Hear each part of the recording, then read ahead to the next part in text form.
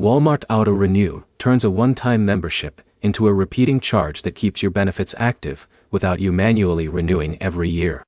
If it's off, your membership expires at the end of the billing period and you lose perks like free delivery access and member pricing.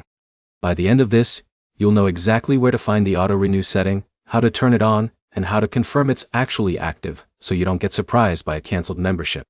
First step is checking your Walmart status in the app. Open the Walmart app. Go to your account section, then tap Walmart. This screen shows your current plan, renewal date, and whether auto renew is enabled. If it's already on, you don't need to do anything else. If auto renew is off, you'll see a toggle or update option inside the same Walmart membership page. Turn it on, and the system will attach automatic renewal to your payment method on file. That payment method is what Walmart will charge when your billing cycle resets.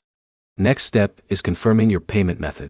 Auto renew only works if there's a valid card or payment option saved.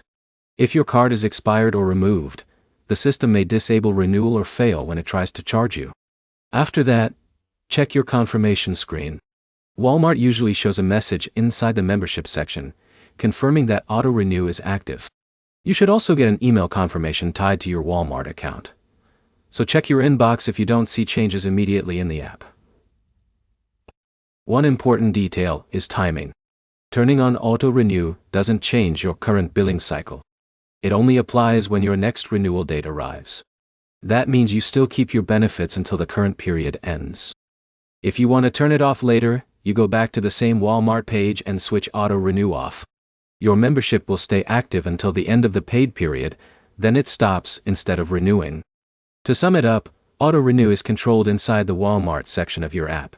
It depends on a valid payment method, and it only affects the next billing cycle, not your current one. Once it's on, your membership continues without manual renewal. If this helped, like and subscribe for more clear, step-by-step guides like this.